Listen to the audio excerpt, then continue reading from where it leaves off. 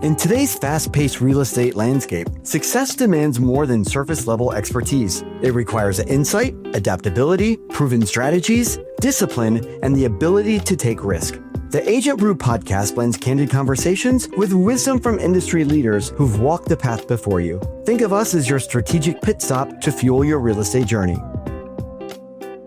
From the crossroads of the world in the heart of Times Square, welcome to the Agent Brew, a podcast that percolates real estate insights. I'm your host, Eric Zollinger of RealtyCo.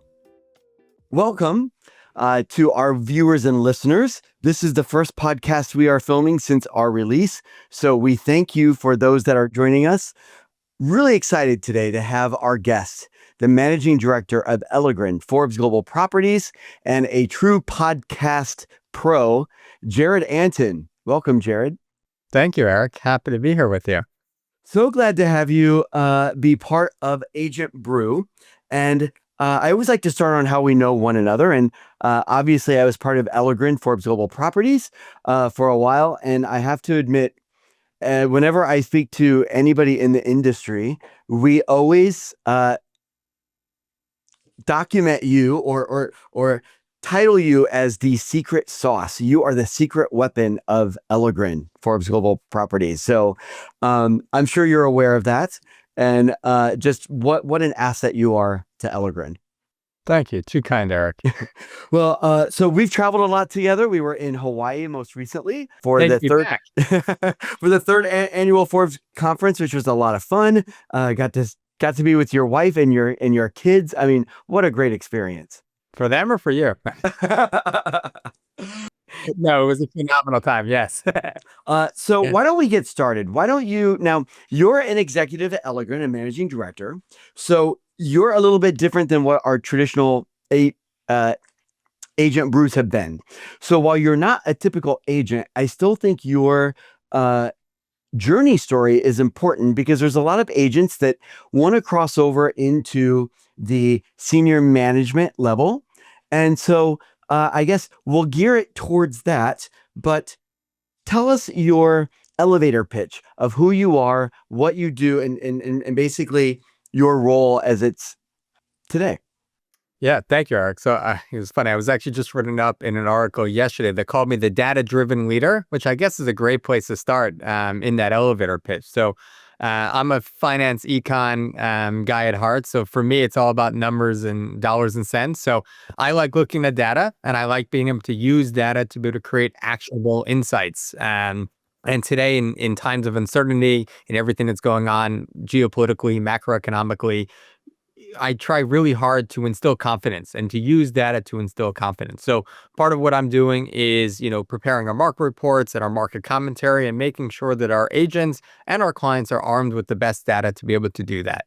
I'm also heavily involved in leading our strategy and execution on a brokerage level at Elegran, making sure that, again, we're the best positioned to support our agents and, most importantly, our clients to be able to succeed in today's market.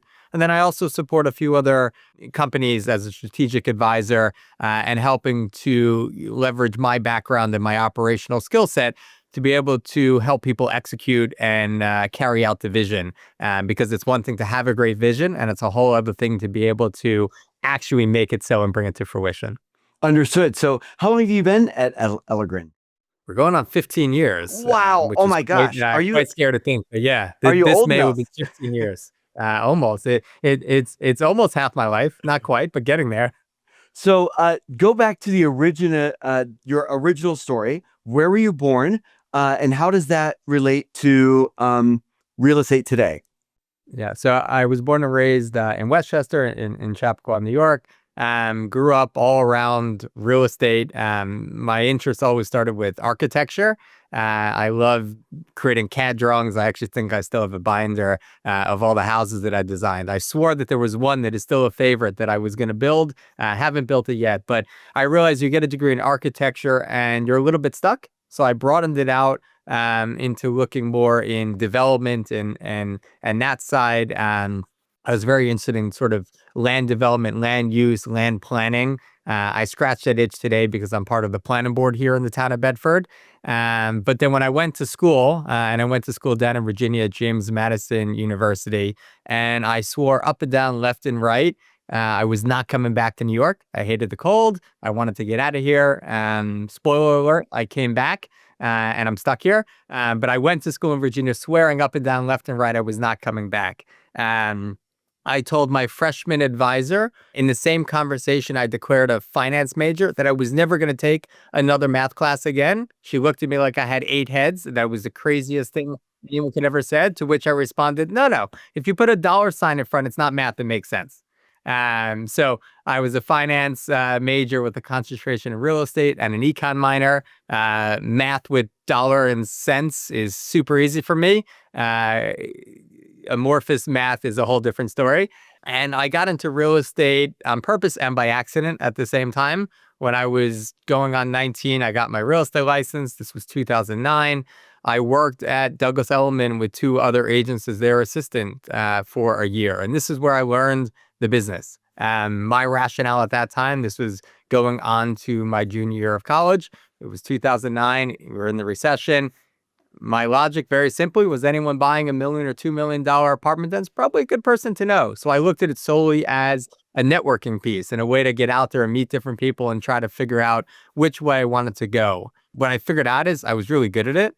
One of my biggest fears, I think we'll get to this in a second, but is the same thing over and over. I never wanted to just sit behind a desk and, do the same thing every day. So real estate is something that allowed it to be exciting. Figured out I was good with it, went back to school. And then I got connected with Michael going into my senior year. He had just started Elegran. They were doing some innovative stuff.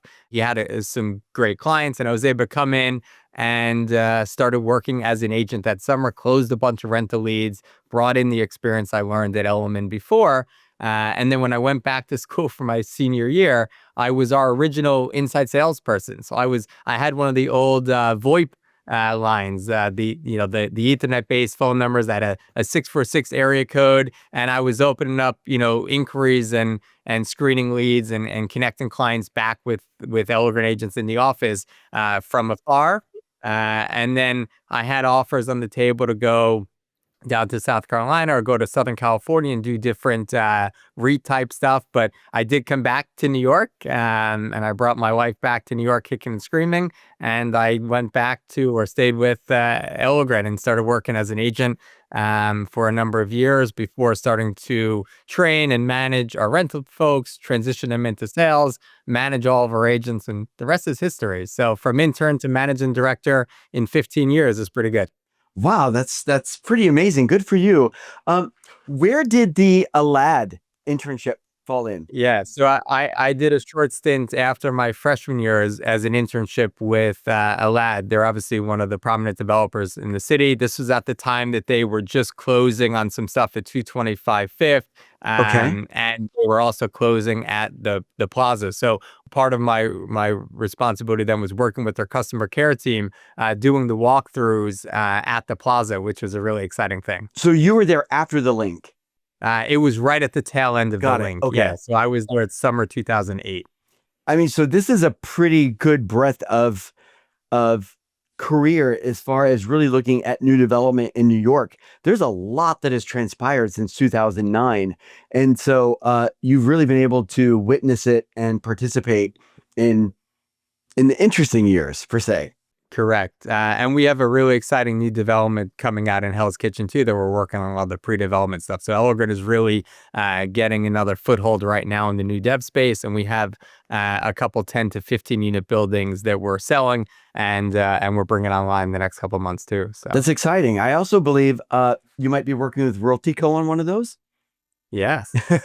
There's information to come. So exciting things in the works.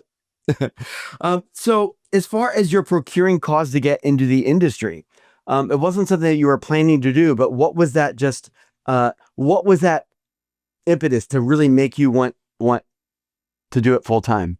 It was something that was different, and it was something that came natural to me, and it was something that you had control over at that point in time. So I'm someone that is incredibly intrinsically motivated. And anytime I talk to someone, especially when we're interviewing, I always like to understand, are you extrinsically motivated or intrinsically motivated? Because I believe that there's a big difference in how that gets you out of bed in the morning.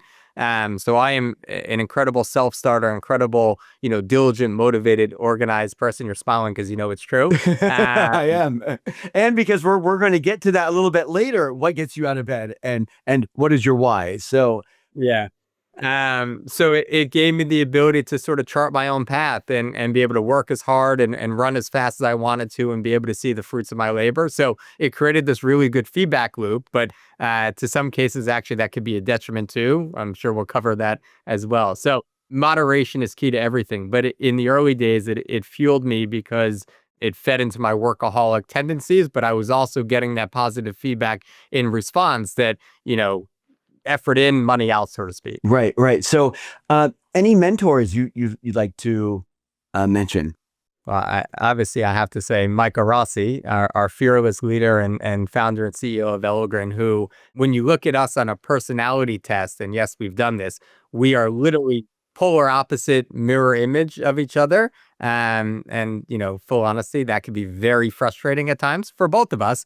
But it's more beautiful than frustrating because we complement each other so well, and the way that we can come together and work is really, really important. So Mike, for sure. There's been a few others, obviously, that have been along the ride for our personal and professional journey. Paul Murator, Steve Lord, all people that have been a big part of us corporately and me personally and professionally in growing and helping to moderate and round my edges, so to speak. That's great. So let's go on with the wins. Are there any particular wins within your career that are memorable to you, and why are they important to you? Yeah. So one of my first clients that I worked with shortly after graduating college and coming back on full time, and this is I reference this all the time as an example of never judge an inquiry or a contact or some outreach to you by its cover. This came in as a $5,000 rental inquiry that has turned into a 15-year-long relationship.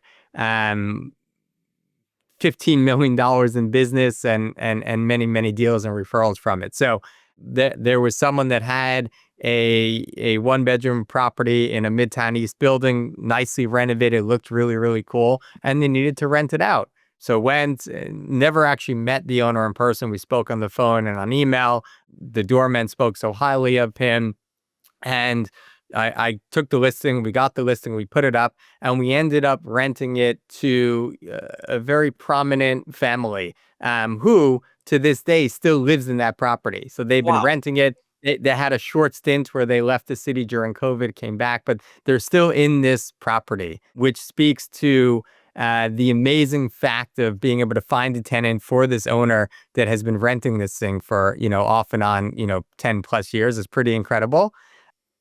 But this also speaks to making good relationships with the doormen in the building, because through that, I understood that they lived and they owned a large unit upstairs, built a rapport and a relationship with them. Fast forward a year or two, and they were looking to sell that property, right? And I wouldn't have necessarily made that connection per se had the doorman not offered it. And the doorman only offered it because you befriend the doorman and they know everything within the building. So, here I am a couple years into my career with an $8 million, listing. And obviously I was scared, intimidated, a little bit on my skis. But I'll never forget something that the seller said to me. And he says, Jared, if I didn't trust you, I wouldn't have hired you. I trust you. Go do it. Right. Like, and you don't need to come and check for me for permission. And I always come back to this because we always have those overbearing clients that don't trust you, that are trying to micromanage you, that think you don't know anything. And if I had that type of client at that point in my career where I didn't know what I didn't know, I would have been squashed. I unfortunately got probably the one good client you're ever going to get in your career like that trusts you at that point, and it was the right time, right place. But just the fact of what he said, it allowed me to be able to trust myself and not be intimidated, right? And that was super important. And we went through this process. Obviously, this was a very unique property. It was about 4,000 square feet that was, as it built, a 4-bed plus a major room. As it was currently configured and we were selling it, was a oversized 2-bedroom. So there was a bit of a disconnect between what it was and where the demand was in the market. But after about, I don't know, a little over a year, just under a year and a half, we ended up getting it sold, and it was an incredible accomplishment. To illustrate further how good these clients were, they ended up buying another unit in the building on the second floor, where they basically went to the owner or to the owner's broker, negotiated a deal, and came back and told me after the fact and said, "Don't worry, we put your name on the deal sheet. And by the way, when we're closing on this one, you have another closing right after for this one." That's awesome. Oh my gosh. Good for you. Today we closed on a buy and a sell with these clients, and this was 2014. So this is 11 years ago, right? And that was an amazing thing to set me up, where there was about $8 million in real estate that just transacted sort of like that. And what it proves is a few things: is good clients will trust you, and being trustworthy and being cool, calm, and collected is so important in this business, and not pretending to be something you're not. And there's a balance, right? So the deal can be hard and you can bust your butt for it, but karma is everything, and usually things come back around. Well done. Great win. So I'm curious, do you have any wins over your senior management era that you'd like to discuss? And I actually call an audible and balance that with a horror story, because I think it's only fair. Sure, go for it. So when my first year, when I was at Elman, and we were showing a property at the Orion, and used to go in and show this property all the time. And I was showing the amenity space. So for those of you, you're on like the 30th or 31st floor, and we opened the door to go outside. And somehow I cut my finger, a long gash in this, on the metal on the door. And so we're standing, I'm doing my whole spiel. I'm not missing a beat. We're outside, and I feel like my finger's starting to bleed. So like I reach into my pocket, I pull out some tissues, I wrap it up. 5 minutes later, we're finishing the outside. We walk back in. We walk down the outside steps. We go by the elevator, and I'm feeling faint. And I back up. I'm standing by the corner of the elevator, and I'm leaning against it, and I pass out. I'm on a showing with 2 clients, and I pass out. Oh my gosh. The next gosh. thing I know, I wake up in the lounge, like just around the corner from where the elevator is, and like they happen to have like some food and some water and stuff. And I passed out on the showing with bleeding. Your hand just my bleeding hand like crazy. bleeding. I held it, and this wouldn't surprise my wife or anything. I've passed out literally in my kitchen eating hot pasta, because it went down and like just completely burned her. So it's not unusual that I would pass out from minor pain or eating pasta. Yes, you can make fun of me. I know it's weird. That's okay. And I'm laughing with you, not at you. That's okay. I'm laughing at me too. So is my wife. But yeah, so I did this. They made sure I was okay. They were really nice, and then they upped and left. No, they didn't buy the property. But the funny thing is, I was going straight to the airport to go to Florida. So I went back to the apartment. I grabbed my suitcase out of the closet. I went and walked down to 42nd Street, went into Duane Reade, which at that time was like one of the dirtiest Duane Reads in the Times Square. Oh, I know it well. Grabbed some Band-Aids and took the E train to JFK, and that was that. But yeah, so I always told this story in hiring new agents and during onboarding, because I'm like, look, you're gonna mess up. Showings are gonna be funny. Like you got to be able to laugh about it. You got to be able to talk about it. And so I thought it was important to be able to balance the wins with the thorns, so to speak. I really appreciate it. As a matter of fact, I think you literally just altered our outline going forward to add in a horror story over people's lifetime. They're more fun than wins many times. So. Exactly. So the opposite of win, I guess, would be a transformational loss. Have you had any of those in your career or personal life that you'd like to share and discuss, how it changed your life? So other than nearly or passing out in a showing, yes. I think the biggest thing for me is being numb. So I think, this business is so hard because you ride the roller coaster of highs and lows, right? Like to this day, I still get the high, so to speak, on like you got an accepted offer, you got a motivation, like, or the deal just closed. But the problem is, it's like a fleeting instinct where it feels good now, and then it's off, right? And it's like, all right, what's the next thing? What's the next thing? And the same thing was like, all right, you had a loss, shake off the loss, move forward. But I think the biggest piece for me is that over the years, I've gotten too numb to the wins or the losses, and it's like this plane, and you need to be able to feel that excitement or that pain and that hurt. So part of what I'm trying to do is give myself the ability to celebrate the wins, even if they're not like the big wins that you're expecting. What are the micro wins? Even with my kids, like we were outside this morning before getting him on the bus. He was so cooperative. He read early when we told him. We got 10 minutes in of me pitching to him. He was like 10 for 10, in hitting the balls. He did phenomenally. So like take that as the win in the day. So I need to do a better job at being able to feel the pain and feel the wins and not just going through the monotonous. Again, I got into this business for the diversity, for the different experiences, and not for the monotony. Understood. Understood. So, outside of business, any passions or sports? So I'm a big golfer, although, as I affectionately say, I was an 8 handicapper at my best, and now I'm a 2 kids handicapper. So yes, I don't play as much as I want, but I'm incredibly excited because at the end of last summer, my son got the golf bug. He has a new set of clubs, and the local course where I can take him opens on April 4th. So I know where I will be next weekend. So that's super exciting. We're also getting into pickleball together, and he loves baseball. My wife and I love wine tasting and traveling. So yeah. That's great. Love that you can now share that with your son, and especially pickleball, since that's all the rage, and everybody seems to be playing. Um, Yeah. Curious to know your typical work day or week. Are you a ritual regimented, like you have to do the same thing every day, or are you more like a time blocking? Okay, I know that these are the things I need to do, and it doesn't matter the order I do them. I just make sure I put them in every day.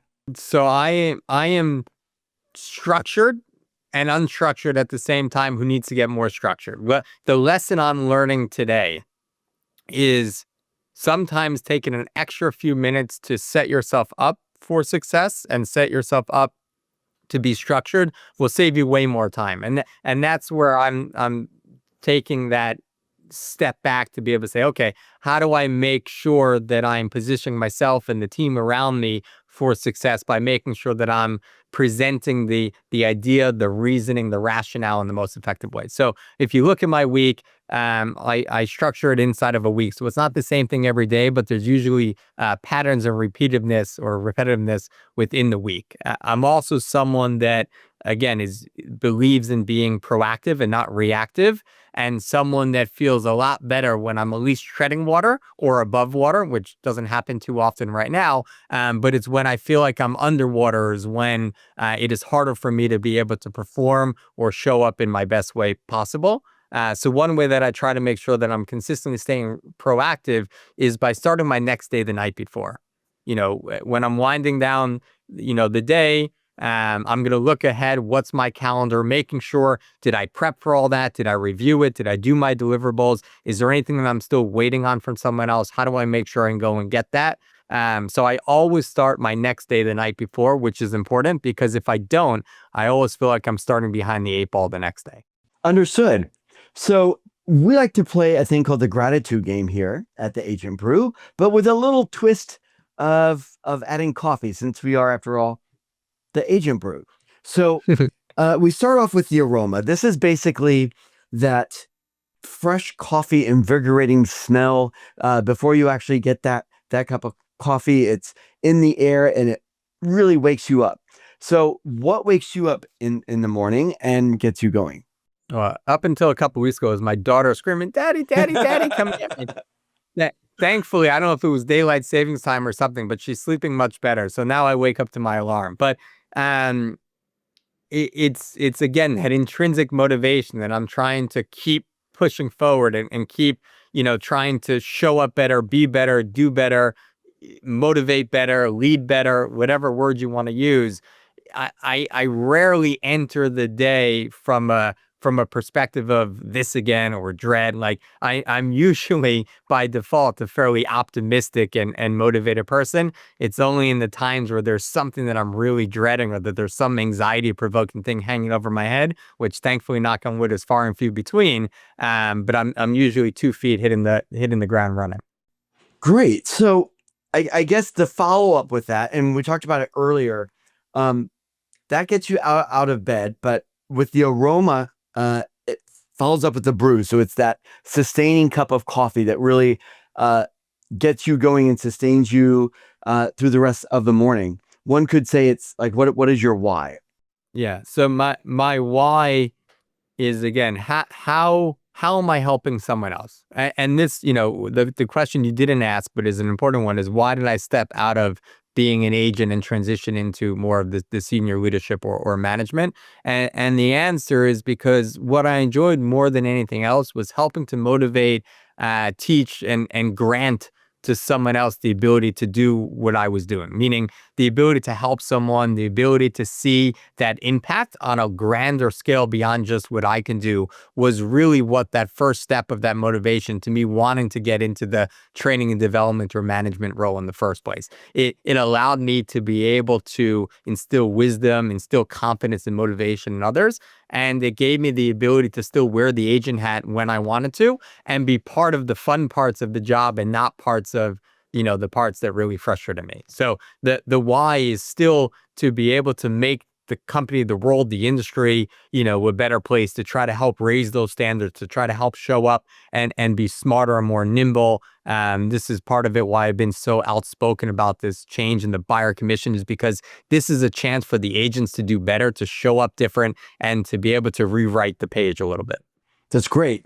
And interesting. Have you noticed any change since the NAR settlement and the buyer agreements, um, just with agents in general? So it's funny. I was actually just talking with the Real Deal about this for a story they were writing on Friday.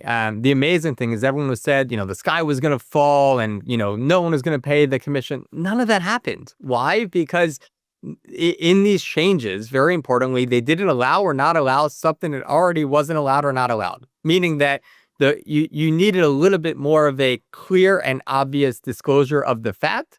But sellers never had to offer commission before, and they never had to offer an equal share of commission between a buyer and a seller. So all this did was increase the requirement of disclosure and awareness, but fundamentally it did not allow or not allow something that you couldn't do. So what does that mean? It means the market forces didn't change. It Right. wasn't like what the city council is trying to do with the Fair Act, where they're going to try to change a market force. The market force is already doing its thing. So we haven't seen a material change in the frequency of sellers offering a commission to a buyer's broker, nor have we seen a material change in the amount of commission being offered to a buyer's agent. Why? Because if a seller wants to sell, they're still realizing that the best way to do it is be able to offer a comparable, again, commissions are not set by law or any governing body, but they want to be able to set a commission that is going to be able to help them move their house. And if they don't, then the offer they're going to get very likely will be lower. Why? Because as we've been talking to sellers, it's all about net net. So what do you get after you pay the commission? If you offer less commission or you're not offering commission to a buyer's agent, you can expect that you're going to get less. Why? Because a buyer is not only looking at your property, they're looking at an array of properties, and they're also looking at what is it going to cost me net net. So for that, we haven't really seen. But an interesting fun fact, and this comes from Ben Willig, our director of sales, Elegran's commission, average commission on the buy side, is actually up 4 percentage points from what it was before August compared to what it's been after. Interesting. So our average buy side commission is actually up a small hair in that period of time. Wow. Congratulations for you all. But I think a lot of that has to do with the education part. And I know from my time at Elegran, just what you guys have put into place is superior to what I've seen in many other firms and what they offer. You've really taken the time to educate, and the master class that Ben and Allie and Amy have done is superior. I mean, it is fantastic.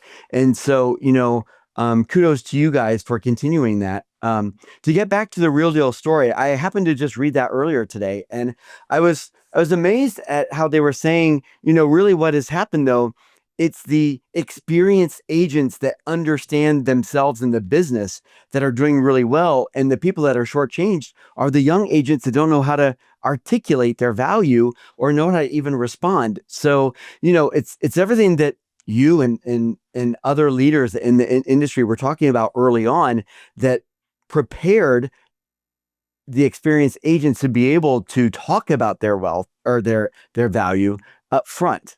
So it's all playing out in the marketplace as was foretold. As far as on our side, not the Yeah. media Yeah. side by any means. So And you're 100% right. And I remember, a year ago, March, when this was first coming down, we called the company together and, we said, hey, this is what we know. Don't panic. And by the way, if you can't, stand in front of a mirror or your client and communicate about why you're worth your fee, I was like, click that little red button there, hang up and please go find yourself another job, right? Because if you can't convince yourself why you're worth working with yourself, you're never going to convince a client. And that was the whole piece about, hey, our service isn't free. We can't freeload on someone else's dime. Like, no, you need to step up and you need to communicate. This is what I'm bringing to the party, and here's why I'm good for you. And that's why I believe this is a whole incredible opportunity for agents to reset the way that they're received and perceived in the marketplace. And to your point, we have worked the entire team painstakingly to make sure that our firm and to some extent the industry here is knowledgeable. We held an incredible event at Forbes on Fifth in partnership with our Forbes and Forbes Global Properties partner. And you were there. We had about 200 people. We yeah, had it's an great. incredible panelist. At least one of them is also on your Agent Brew in a future episode. So the importance is, and I've been outspoken about this, our industry collectively has not done a good job locally at educating its agents. And there is so much confusion or misinformation. And again, we have to cut through that. And I'm so thankful for how our Elegran agents have met this, change and the conversations they've been having with clients. And the feedback I've gotten is it hasn't been as scary or intimidating. And actually quite the opposite. So many of the clients have said to our agents who have had these buyer broker consultations, these formal conversations where it's like, holy cow, you're the only agent that have had this with me, or wow, this all makes sense, or thank you so much. And it instead of the agent thinking it's going to push them away, it actually does the opposite. It builds that trust, it builds that credibility, and it creates the foundation, the platform to be able to move forward from and actually have a relationship. So that is the powerful thing that this has been able to do. And as long as our agents, this goes back to my first point, creating the confidence that they can forward then. So the thorn part of the gratitude game, we call it the ground because they get messy. You drop them. Any particular obstacles you're seeing at the moment or points of frustration? So I can be way too one-dimensional. And I can go as Elena, our incredible director of people ops, can call me, into robot mode. Funny, sometimes when she introduces me to people, she's like, look, he is a real person. He's not just an AI. So I need to figure out how to humanize myself. And be able to round it where I'm not just, a go machine, and be able to have, and this goes back to the numbness comment, right? Be more hyper aware or in touch with the emotional side and be able to balance that, because as much as it's important to be able to be direct and transparent and clear, I have to be able to modulate that and balance it as well. Understood. So the fresh beans or the bud, what are you looking forward to? What's on the horizon that you're excited about? Yeah, so we're excited about the market coming out of this, period of being in a transaction, crunch. So we're fundamentally at or slightly above, the average transaction volume. We're coming into understanding that this is the new normal. And I was just talking with the team this morning on our Professor J, where I was giving the monthly market update. Is, the interesting thing is the average holding period in New York City is 4 to 7 years. So it's now 5 years, or coming up this summer on 5 years from when the first batch of transactions were done right after COVID. And what's interesting is a few things. One is that those the people that bought then in mid to late 2021 or even early into 2021 are naturally coming up on the start of their natural life cycle within that property. They're statistically speaking, they're getting ready to think about moving. And they are generally speaking in the green, meaning they made some money in the property because prices have appreciated since their COVID lows. This is the first group of buyer or would-be sellers that would be in the green since those that bought in like 2013 or 2014. So for years, we've been dealing with sellers that bought higher than their property's worth and dealing with conversations where they're going to lose money. And no one wants to buy real estate thinking they're going to lose money. So now we're going to start dealing with sellers who are going to be in the green and who may actually need to move because they may have done 5-1 mortgages, and those mortgage rates are going to start reset. And they may not have expected that they'd still be in the property, or they may not have expected that rates would be where they are today versus 5 years ago. I mean, that's a bingo. major jump. So that's Correct. a catalyst to get people to move. So we're going to see a different type of seller needing to come to the market. Some that are going to be motivated because they need to move because they may not be able to afford the new interest rate. Others just want to be able to move because they're naturally aging out of their property from a need basis, and they're going to probably have a little bit of equity, which will make this conversation a little bit easier. So I'm looking forward to us being able to move sort of out of this period of feeling squeezed and compressed in the hard market, and knowing that, okay, like this is the new normal, this is the world we're in, it, like it or not, this is what it is, and how do we make the most? And that's the collective understanding that I feel like is hitting us all, is that we're not waiting for rates to drop to 5%. We're not, like, rates are where they are. Maybe they're even pressured to the upside. I don't know that there is a tremendous room for them to fall, barring some sort of, mild recession. And that isn't necessarily beneficial in an aggregate for our market. So I'm looking forward to us being able to move forward in a time that is right for each individual, and for the agent to be able to meet the client where they are and support them where and how they need, rather than us all sort of like waiting for this perfect moment. Great. So we've come to the point that is my favorite part of the show. This is where we ask you, Jared, if you could give your younger agent self a piece of advice. Not some young agent today, because let's face it, when you came into the industry in 2009, it was a very different place back then. So technology wise, just team wise, corporate wise. So if you could give yourself a piece of advice, what would it be? There's no such thing as imposter syndrome. Okay, explain. Imposter syndrome is feeling like you don't necessarily belong or you're not good enough. I got into this business at a very, very young age, and, for all intents and purposes, I'm still in my position at a relatively young age, but age has nothing to do with it, right? So that's number one. Number two is the fact that your confidence is everything, right? So I would not have been afraid or hesitant or less confident going into a room that I felt like I, quote unquote, wasn't ready for or wasn't a part of, right? Being a young agent by age, but a more skilled agent by experience, right? I needed to be able to find the confidence in myself to be able to show up in a different way. Had I had that same confidence earlier and not been afraid of either that imposter syndrome or the shadow, or feeling like I was too, quote unquote, young, I think it would have unlocked things in an earlier way, which, everything snowballs from there. So I've come into my own now, but again, it's an easier said than done thing to woulda, coulda, shoulda. But that would have been the lesson, that, have that confidence earlier, trust yourself, and just go. Got it. So we haven't talked about this before, but where do you see yourself in 10 years? Well, I've been at Elegran 15, so that'll make it 25. So we're still have a lot of work to do, and a lot of room that we can run. So we're very excited by our going on 3 years partnership with Forbes Global Properties, and what that's done to revolutionize and transform the business for us corporately, but more importantly, what it's done for our individual agents.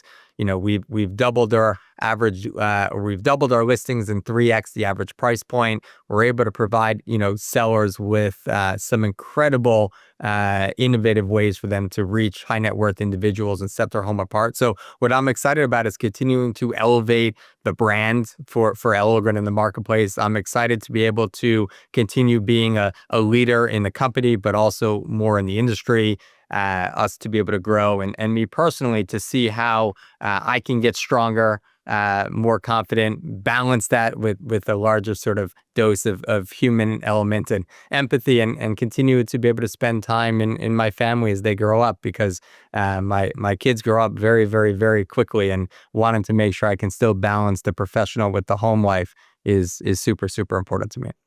Well, Jared, this has been such a treat. I mean, there's a reason why I call you the podcast king, because you are such a pro.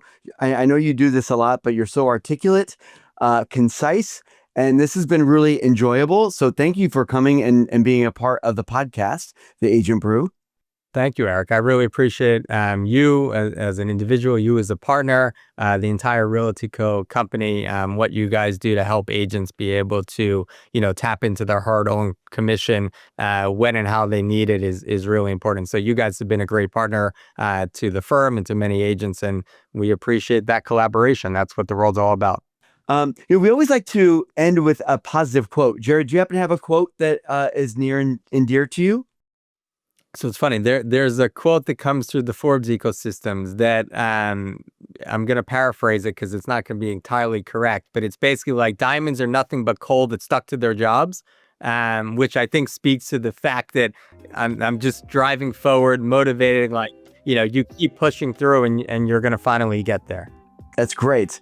I chose one for today from my hero, Zig Ziglar. It's that failure is an event, not a person. So with that, thank you, Jared Antin, Managing Director of Elegran Forbes Global Properties, for being a part of our podcast today. I'd like to remind everyone that it is a great day for real estate. And with that, we can't wait to see you on the next Agent Brew. The Agent Brew podcast is brought to you by Realty Co. Realty Co. is your partner in real estate, bringing you game-changing benefits and services to empower your business. Visit realtyco.com for more information.